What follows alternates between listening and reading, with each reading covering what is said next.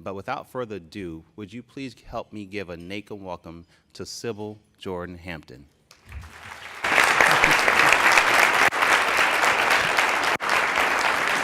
It's always good to have a short introduction. I know, right?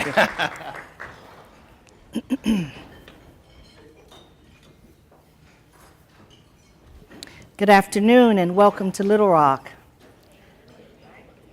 I am always happy when organizations come to Little Rock because I think that it's, for those people who don't know, it's just such a beautiful city, such a warm and wonderful city. And because of the reputation we've had over the years, sometimes people mix up our reputation with the reality.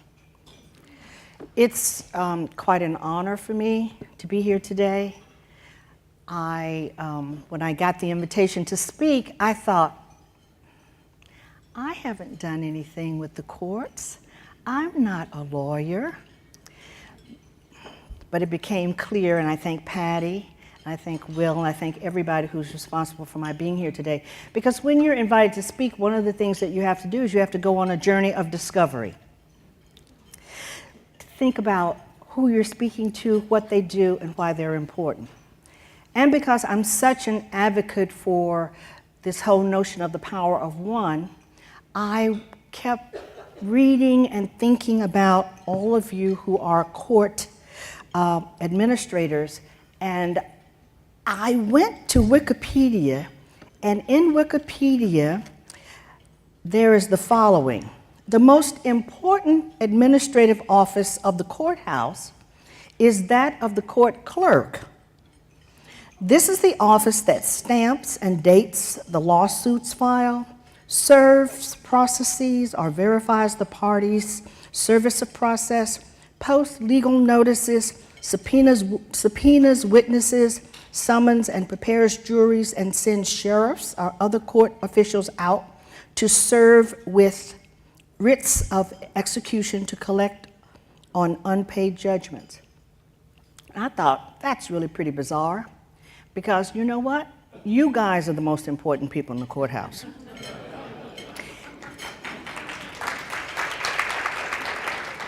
And I now understand that after doing my research, because if you think about who's in charge of how the system runs, and very often the people in the background are the least recognized and perhaps the least appreciated.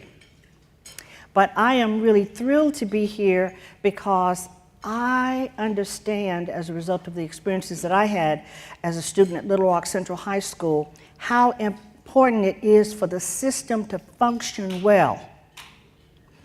And when I looked at your website, I was very fascinated by the core, the strengthening court professionals, and looking at the competencies.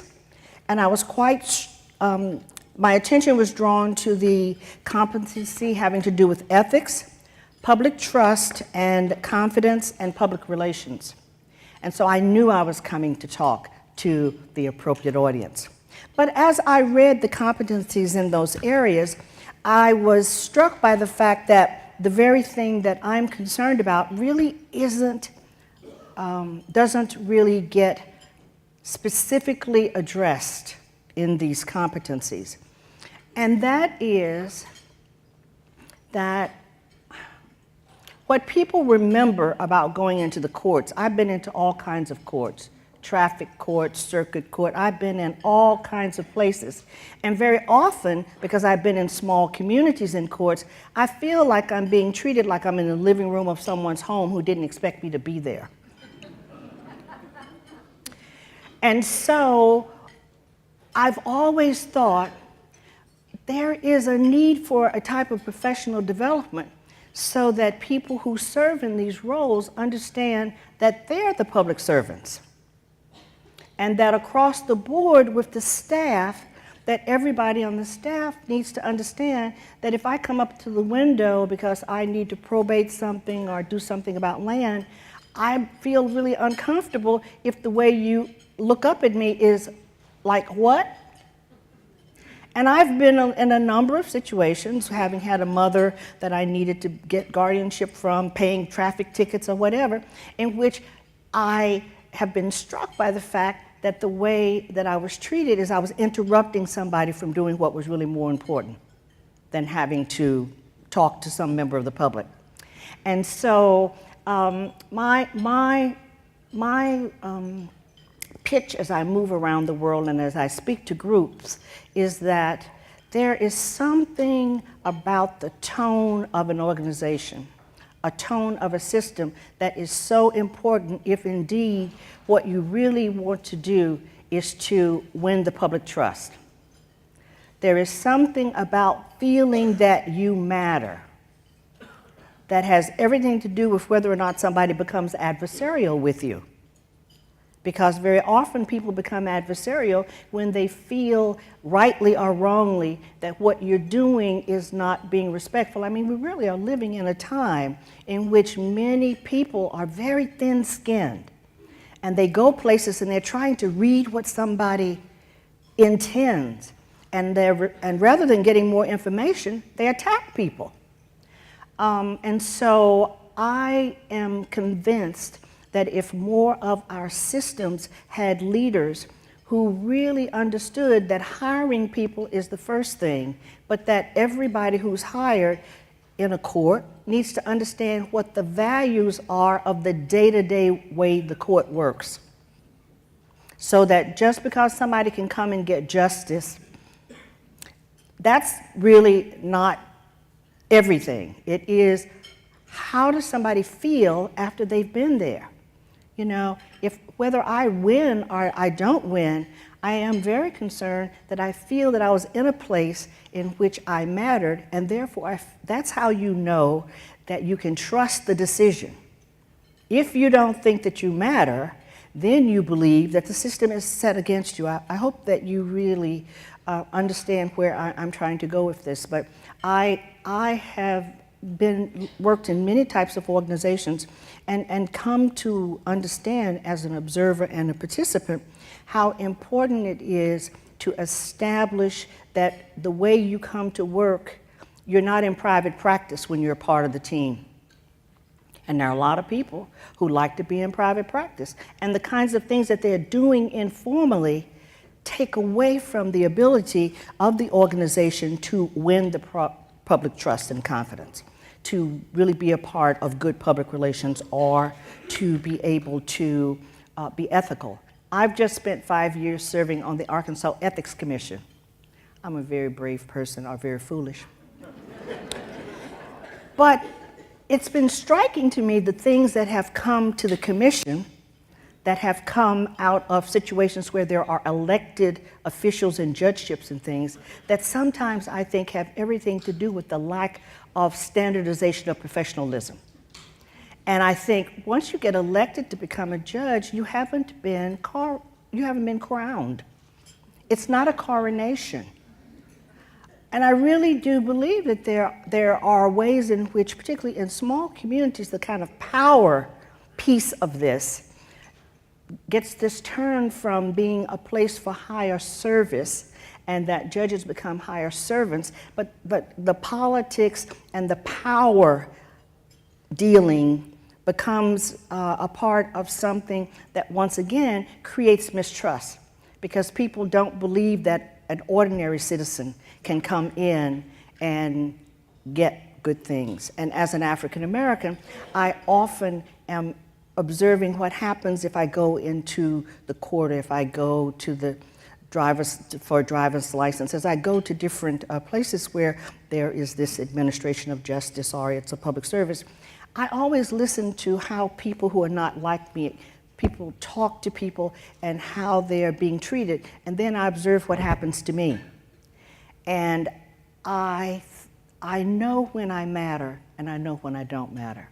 And I know when people are treating me in a very offhand manner, or they're speaking to me as if I'm the village idiot. You know, and when you go into a court system, you don't know all the things. You really go as a learner.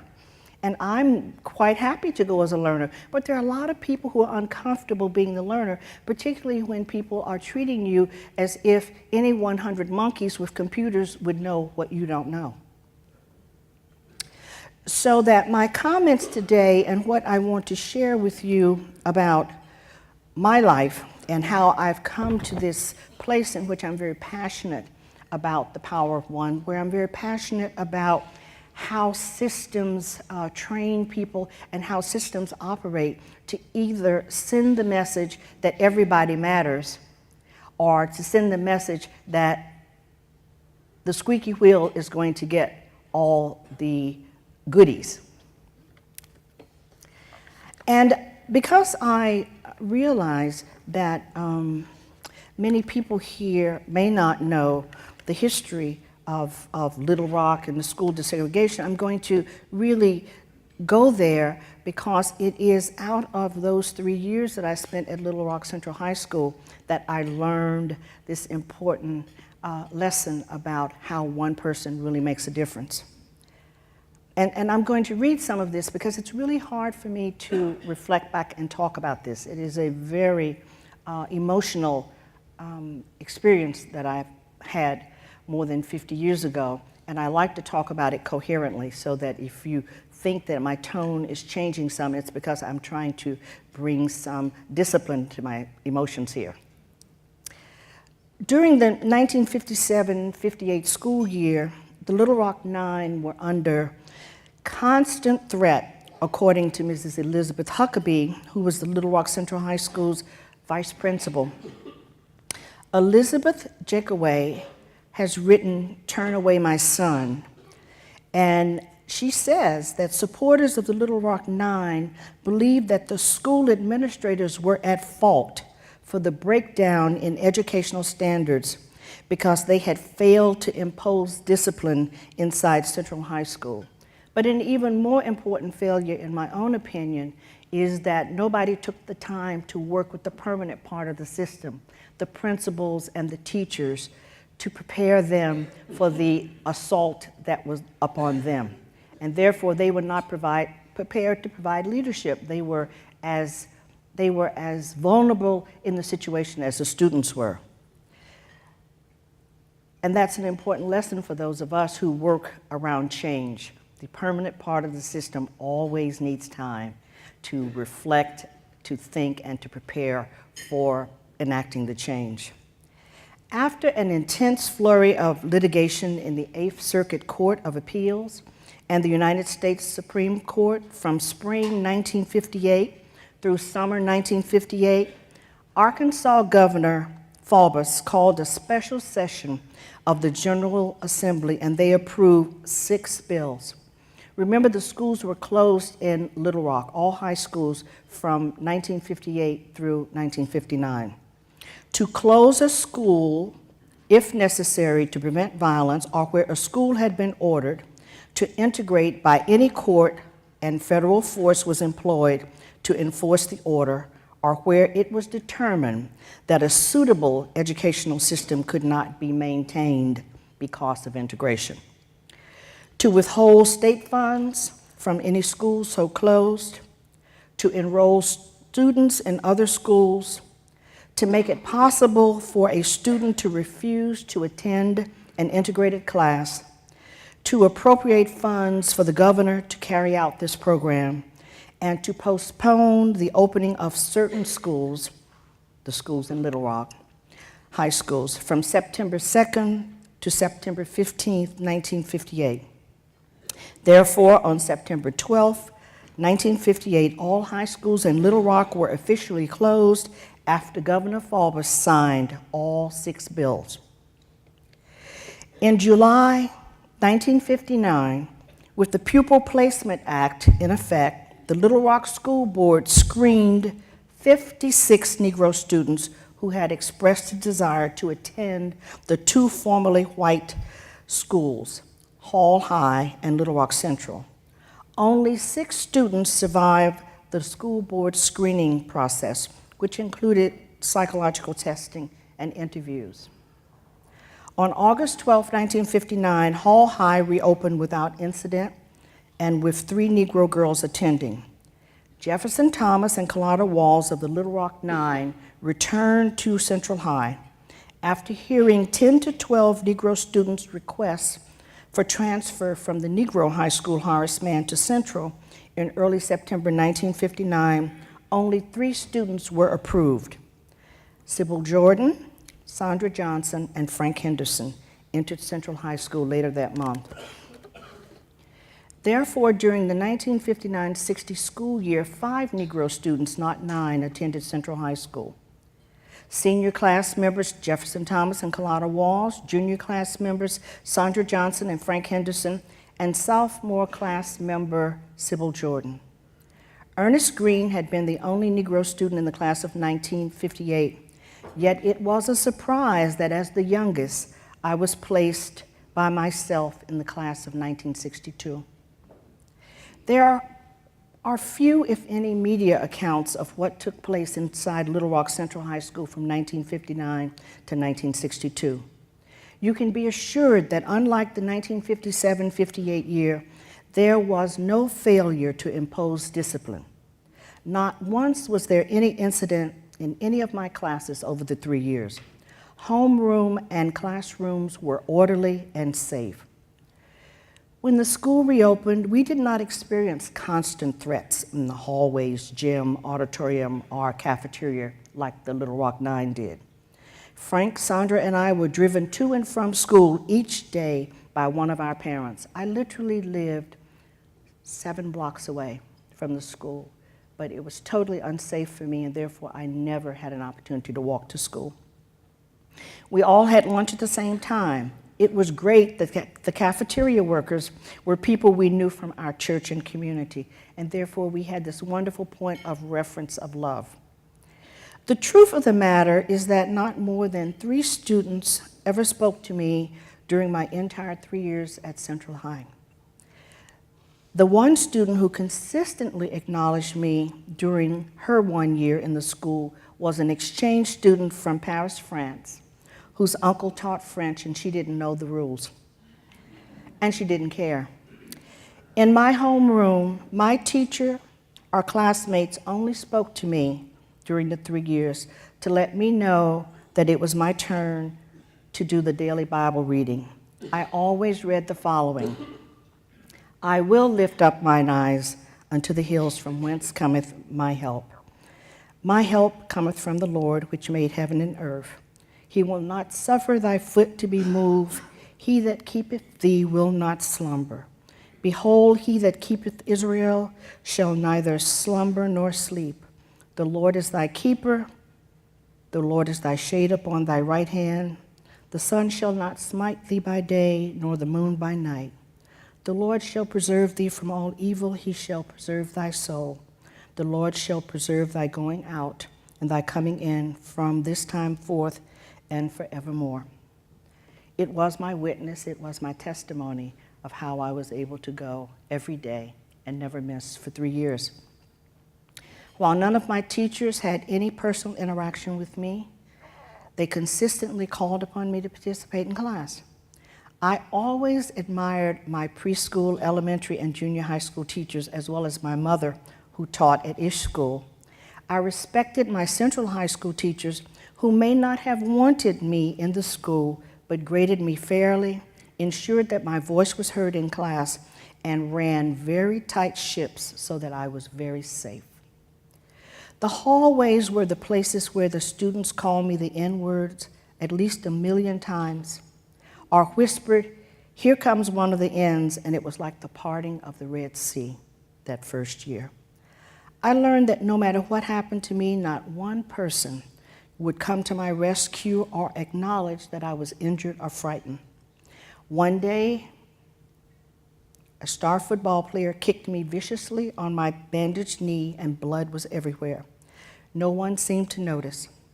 On another occasion, a special needs student collected saliva in his mouth all class long and leaned out the door and spat in my face as I came to the top of a steep staircase. My parents had instructed me not to cry, to remain calm, and to go straight to the office of the vice principal, Mrs. Huckabee, or to the principal's secretary, Miss Opie. the principal was invisible in my life. Those two women were kind, compassionate, gracious, and no nonsense. They never saw me cry. Being shunned for 3 years was a life-changing experience for a young teenager like me who loved life and was full of joy. It was a revelation that the situation remained the same all those years. My parents and maternal grandfather helped me and my brother, who also attended Central after me, understand that you can legislate through laws, but that does not mean that hearts and minds will change quickly, if ever. Graduation for the class of 1962 was open only to my parents. The stadium had a visible police presence for the first time during my high school experience, except the first day when the National Guard stood all along the stairways and at the doorway. My brother was in the class after me, and he had a very similar experience, but one of the things that when you have this kind of experience is you wonder if anybody else noticed what was going on. So on February 3rd, 2013, my brother, it was the 50th year reunion for my brother coming up, got a letter very unexpectedly from a classmate. And I'm going to read you the letter because I think it's really important for you to understand from the perspective of someone who participated in the shunning. Dear Leslie, you will not remember me, but I was a classmate of yours 50 years ago at Little Rock Central High School. We had a number of classes together, but no one in particular is the reason for this letter. Mrs. Stallnaker's 12th grade English class is what I am referring to. I have always remembered when you stood in class to read your excellent essay about your junior high school experience of playing the trumpet in the State Fair Parade. You read your written words with so much expression, vividly describing how nervous you were about the cold weather, making it difficult or impossible for you to blow the notes properly. I remember when you finished and sat down, the room was silent. But I and perhaps many others wanted to clap or even yell, "Bravo," or at the very least acknowledge how good it was, but only silence. I've wondered if there was someone who said something positive to you that day. I hope so. For me, that moment remains one of the most regrettable in my life. I should have told you my thoughts when it would have actually mattered. I am not writing this letter all these years but later because I think it will make a difference to you, or to get my lack of courage off my chest, or even to make myself feel better. I am writing because I want you to know that you made a real difference in my life. I've never forgotten you, or Clarence, or Winifred, or Gloria, and the courage you and your parents must have had every day that sent you to that enormous school. 3.5 years after our graduation from Central High, I returned for the 1967 spring semester to do my student teaching with Robert McDonald's art classes. What a different atmosphere. At that time, I would say Dr. King's dream had come true. The change was awesome, and I could not help but feel a sense of pride for the evolution of the human race, for the attitudes of acceptance exhibited by the great majority of students. Mr. McDonald's classes decorated the gym for the prom that year. Dr. Zhivago was the theme. A genuine integration of all people, heart, mind, and soul, created a positively joyful atmosphere of friendship, respect, and teamwork. Life magazine came with cameras and reporters to do a big 10 years after 1957 on how things are now story. Unfortunately, historical events, politics, whatever, I do not believe that positive trajectory for Central remained, but it was there for a brief shining moment, and it was wonderful. I thought of you, Clarence, Winifred, and Gloria. This letter is intended to let you know that you have always been remembered for your courage and perseverance, and as an inspiration for me to never remain silent again. Thank you. I hope that your life since Central has been richly blessed. It is, I would ask you, not astonishing that during my 3 years at Central High, that only 2 classroom teachers engaged in any conversation with me, an exchange French teacher from Paris, and one history teacher who had been grievously injured during the Korean War and used crutches to walk, but who also understood about pain. He understood about my pain. My other teachers had no private conversations with me. There was no face-to-face interaction. Back in those days, there was order and discipline in the classroom. Can you imagine? So no teacher had to make any statements about how students were expected to behave with me in the classroom. As far as my classmates was concerned, I was as invisible as a ghost. I felt like a character I saw and enjoyed on television, Casper, the Friendly Ghost. On graduation day, I was relieved to have successfully completed my high school coursework and thrilled to never have to darken the door of Little Rock Central High School again. My class, I was one of 544 students. If I never met any of my classmates again, it would be just fine.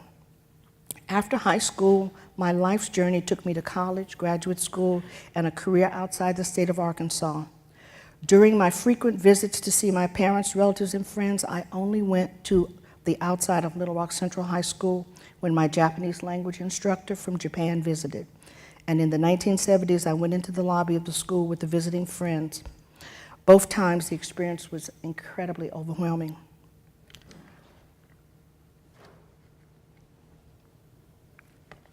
Therefore, it was a great surprise when I received a letter in 1982, 20 years afterwards, inviting me for the first time to participate in a class of 62 reunion. It was our 20th reunion.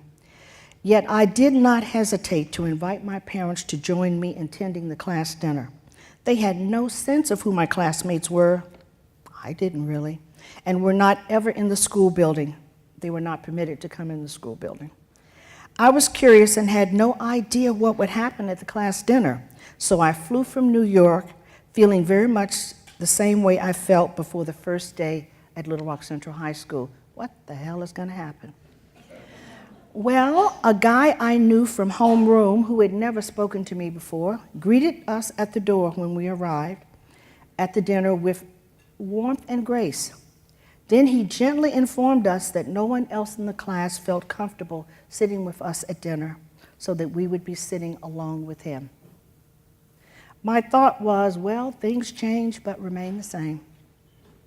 He made it clear that he would be with us and look forward to getting to know us better. And then this fascinating thing happened. Because this classmate was sitting and talking with us like we were old friends, other classmates, not all, but a significant number, came over to introduce themselves to me. I was being acknowledged 20 years later. Some classmates expressed regret that they had not reached out to me. Several others did not remember that I was the only Negro member of the class. Many things were said, and I judged no one or anything, no matter how odd it sounded. My goal was to return to the scene of the crime, to see what, if any, difference there would be. I got a certificate for being most educated. There was a sock hop, and I accepted the invitation by several class members to stay and dance with them. I took a picture with my new friend from homeroom and another young woman. What I learned at the 20th reunion is that one person, one courageous person, makes a difference.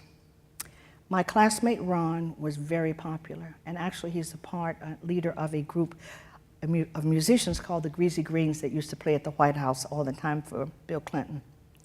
But because he was popular and well respected by members of our class, his willingness to sit with me and my parents enabled other class members to come over and greet me for the first time.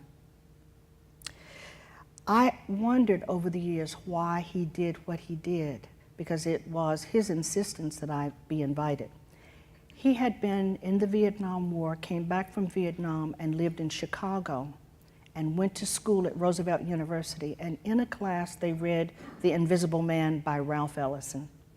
And he said after he finished reading that, he was just filled with great sorrow and realized that I had been made invisible. And he pledged that he would find a way to ensure that I would be brought out of that invisible state. I have never forgotten what he taught me about the power of one. Some days it makes me feel very sad that there was not one person to exhibit the power of one during my high school days. I recognize that my life would have been different if one person had looked me in the eye every day, if one person had smiled. People don't have to speak to you to acknowledge you. I had the distinct honor of being part of a struggle for racial and social justice more than 50 years ago, and not everyone gets to be part of that type of journey, and most people wouldn't even choose to go on the journey. Yet we all have an opportunity in life, I think, to demonstrate the power of one. When someone tells a joke that demeans or disrespects, it is possible to say you are uncomfortable. When a friend is rude or crude to a person based on sexual orientation, ethnicity, religion, or gender, one can say, it makes me uncomfortable. When the in-crowd shuns or bullies someone who is not popular or confident or attractive, you can say that you are uncomfortable. When someone new is left to sit alone, you can acknowledge that person with a smile or sincere greeting. My definition of the person who flunks life, and I really worry in our society about the number of people who I think are flunking life, is one who fails to take the risk to extend him or herself to the other, who fails to do the right thing because it may be unpopular or no one else wants to do it. People who are deaf, blind, or disabled tell me that my story resonates with them because they feel left out, disregarded, and sometimes disrespected in the larger world. It is devastating to feel that you do not exist, do not belong, are not welcome, and do not matter. Our 50th reunion took place here in Little Rock at a very fancy country club. And there were about 200 people who came, and I went. My husband's from Philadelphia, and he just has no tolerance for this, so that he sends me alone. There was a lot of talk about how much the class loved each other and how much fun had been had by all. I sat quietly listening and thinking, that's not what I experienced. My dear friend Ron, who is a talented musician, was next on program. And when he finished his performance, he told our gathering of more than 200 that it was important for him to acknowledge that evening that one person in the class of 1962 did not feel the love or have days full of joy and fun.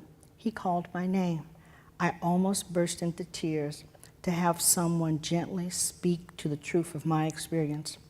To my even greater surprise, everyone in the class stood and gave me an ovation. Ah, the power of one.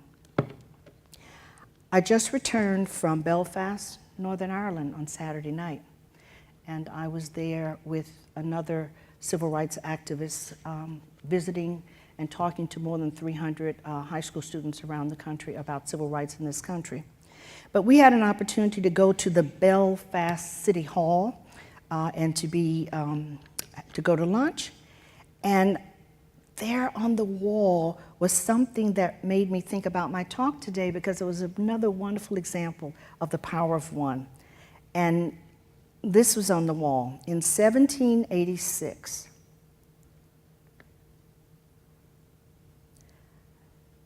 in the 18th century, slavery existed throughout the civilized world. The traffic in slaves brought fortunes to many merchants. Many of the early prosperity of Liverpool derived from the slave trade. Waddell Cunningham was a prominent Belfast merchant and ship owner. Although he was a well-known and generous contributor to many good causes, in 1786 he proposed that Belfast establish a slave ship company. Thomas McCabe, who built the first cotton mill in Ireland, with Henry Joy and Captain J. McCracken as partners, refused to sign the proposal and denounced it at a town meeting, saying, "May God wither the hand and consign the name to eternal infamy of the man who will sign that document." the proposal collapsed. And people in Belfast were extraordinarily thrilled to tell me that it was one of the large harbor cities that did not bring slaves in. And there is something that I'm going to close with from Howard Zinn, who's someone that I love, that I think really also will help you to understand my commitment and my challenge to all of us to use the power of one in our positions to create the environment and atmospheres in our workplaces that really do give dignity to all who come in. Most people have no idea who I wouldn't have a cup of coffee with. And there are a few that I wouldn't want to have a cup of coffee with. But I move in the world in a way that I am not going to repeat what happened to me. I am gracious and forgiving because I know what could happen to the soul. What happened to me at Little Rock Central High School could have been spirit killing. My parents said two things: doing well is the best revenge. Be aware that you didn't go to the high school to make friends. You went because, one, it is the high school that we pay taxes for and we live closest to, and you will have the possibility of a good education, and it will also train you for the things that are going to be just as difficult as you move out from here in your life, and they were right. And the other thing that my mother would say is that those people who are treating you so badly have no idea who you are and could care less. You are a symbol of what they have been taught at mother's breast to hate or to disrespect. And my mother would say, but if they could get to know you, they actually would love you. She was such an optimist. But Howard Zinn says, what we choose to emphasize in this complex history will determine our lives. If we only see the worst, it destroys our capacity to do something.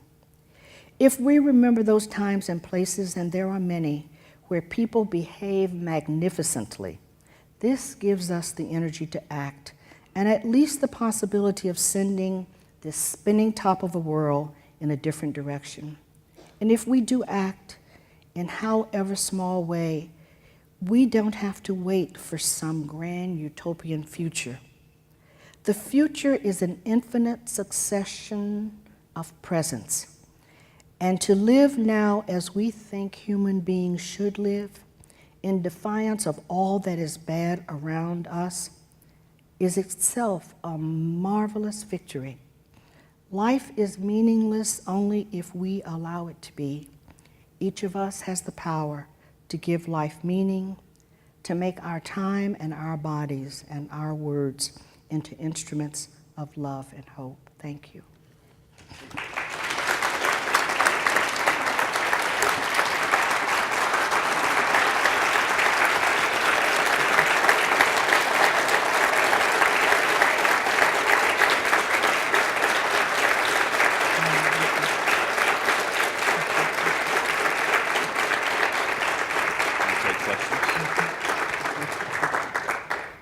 Thank you so much. I certainly am open to comments, questions, because we're here to talk and to discuss.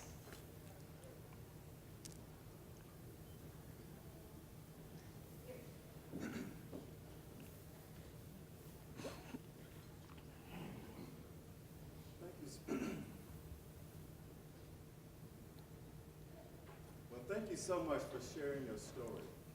And as I was listening to you, not only just being a trial court administrator, but being an adjunct professor in Black Studies, one thing I could think about when you were sharing is that if you do your best, and you always do your best, when you no longer can carry your best will carry you. So thank you.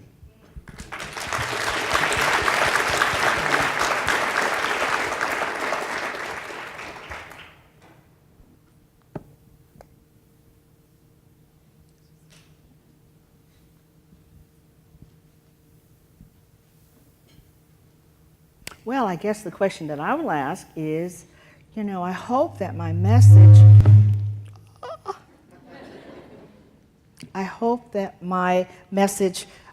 about the salience, the importance of the roles that you have, in creating these atmospheres in these places that you work that are really very important places. I mean, when I learned of all the places that you administer, I thought, oh my goodness, everybody in their life goes to one of these places. You know, that you are just responsible for these places that most people never even think about. And that the state court system is really so diverse. When I think about juvenile court, how many people go to juvenile court, you know, that we really should teach in school. We really should teach our children in school about how important these diversity of courts are to sustaining our way of life in each of these states. Because I think that also it might offer career options to young people. Really, to understand that there are these roles that really are cool. And in the setting, I had thought that I didn't ever know anyone who did this. And then I remembered that about 10 years ago, I was asked to coach a woman who was in the federal court system, and she had one of these positions. And she was about to lose her job because she was really a very slam bam, thank you ma'am type person. And she was very talented, and she couldn't understand why the fact that she was very talented wasn't good enough. But the way she made people feel was, ugh. And she was getting very testy with me because she didn't know who I was, about why I was talking with her. And I said to her, because I think you're going to get fired, frankly. I said, it wasn't said to me directly, but I think I think this is an intervention that will help you to keep what is really a fabulous job. I said, you moved here from someplace else, you bought a house. I said, I think that we have things to talk about. And she was startled because no place in her career had anybody ever confronted her about the fact that she really actually could be quite rude. That she was very talented, and you know, there are many people who think that their talent is enough and that no matter what else they do, I can get the job done, but by any means necessary is not exactly what I think we are looking for. So she did spend time having lunch with me over several months, and she retired here. And I was really very pleased to be able to be someone that she came to trust. And I told her, you don't have to like me. Every time you leave, you can be mad as hell. I said, I just want you to have the opportunity to grow so that you can really bring to this situation what the judge who brought you here, the federal judge, really felt that you could give, and that you will be able to live. You know, you're terrorized when you're in a position and everybody around you dislikes you because they feel you're being an itch. And it was really fascinating to see her relax over time because she didn't feel like she was having to be a fortress in order to go and get done what she needed to get done every day. But thank you so much. Oh, there's someone who has a hand, yes. Yes, Ms. Hampton, I just wanted to say thank you. There's someone who's bringing you a mic. I think there are people who are out in the world with us. I just wanted to say thank you for coming today and sharing your story. And I would be remiss also if I did not thank whoever was responsible on the NACM board or committee that came up with the idea to ask you to come, because just sitting here listening to your story, I've read the Little Rock Nine story in history books in school, and it's certainly been a treat to be able to actually experience one of the nine here in person. And remember, I was not one of the nine. Oh, well, And that's really important because people, this is really, really important for you to know.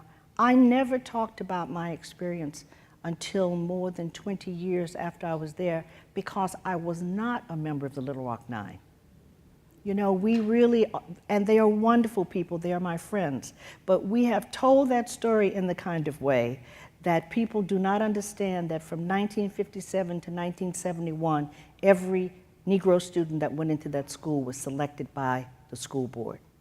and was put through an incredible gauntlet of tests and all of that. And so I think that what I want you to know is that I am very happy to be here, but a very important part of my being here is to say a lot happened after 1957, 58, and a lot of people made incredible sacrifices that were life-changing.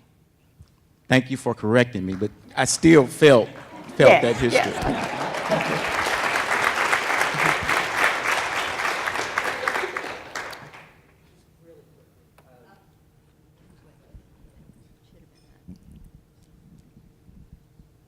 Is it on? It is on.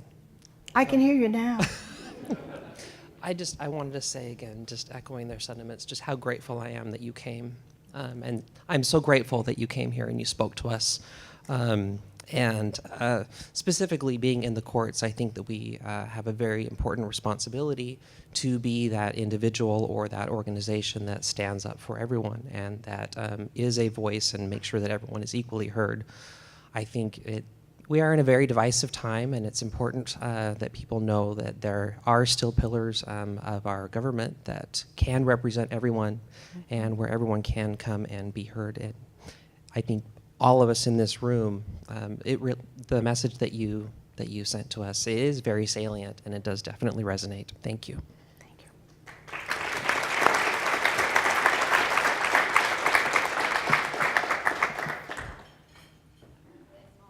Ah, you see I'm trying to creep away. No.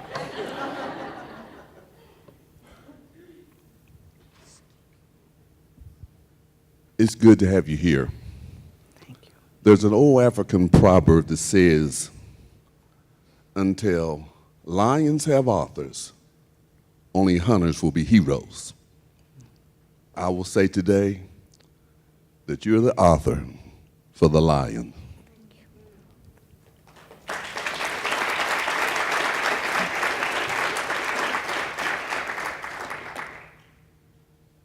Thank you.